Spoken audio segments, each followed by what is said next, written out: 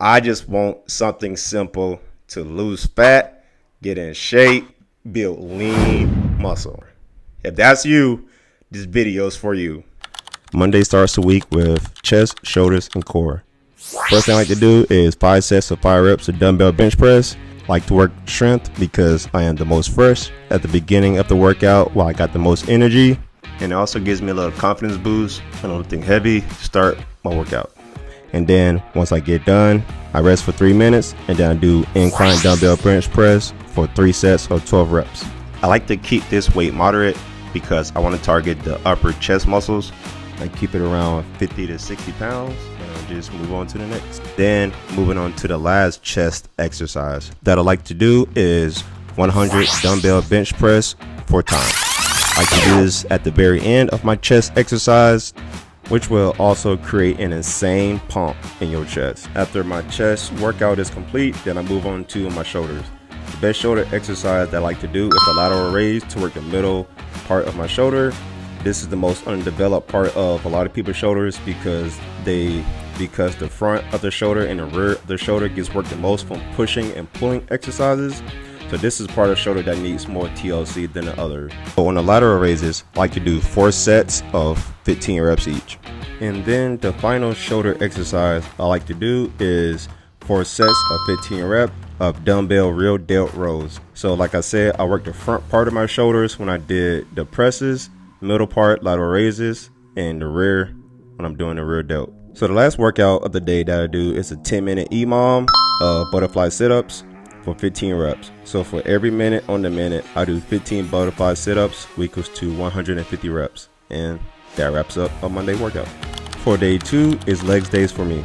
Starting off my leg day session, I like to do a 5x5 back squat. Why? Because back squat is the strongest movement I can do. So that is why I back squat first.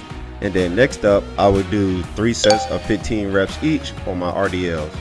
So moving forward, 3 sets of 15 reps each leg for my split squats. Sometimes I will add weight, sometimes I won't, depending on how sore I am after the squats and RDLs. Finally, the last thing I would do on leg day is work my calves. I would do 3 sets of 15 reps on seated calf raise.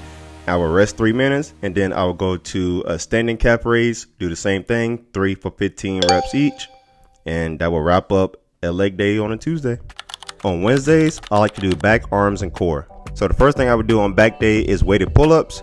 I would get the heaviest weight I could do and do 5, 4, 3, 2, 1, 1, 2, 3, 4, 5 pull-ups.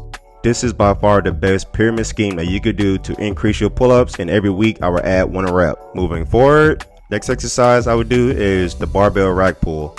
I would do 3 sets of 15 reps each with the more focus on my lower back. So after my back exercises, if you've been following me, you know I've had rotator cuff surgery on both of my shoulders.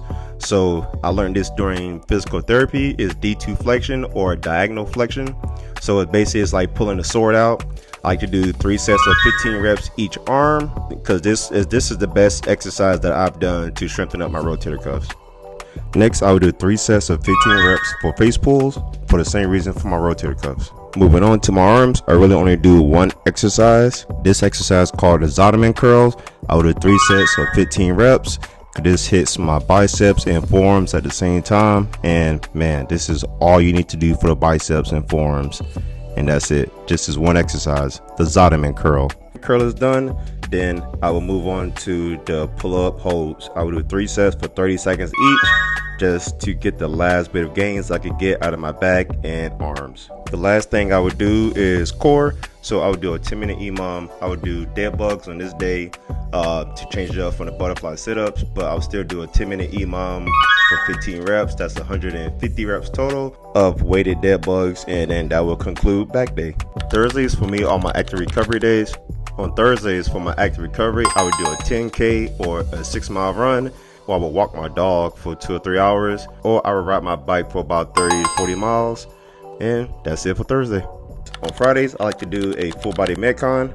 On Fridays, my full body Metcons varies, but the basic is I will always have a row, because a row is a full body exercise, especially for cardio and strength, which usually involves some type of burpees, box jumps, and dumbbells, and obviously core. On Saturdays, I normally do not touch any weights or go to the gym. I just do my long runs, which turns out to be like a 15K or 20K, pretty much just 10 miles plus. And that's pretty much it. Sundays, which is usually active recovery day, and I'm just walking or just walking my dog, and that's it.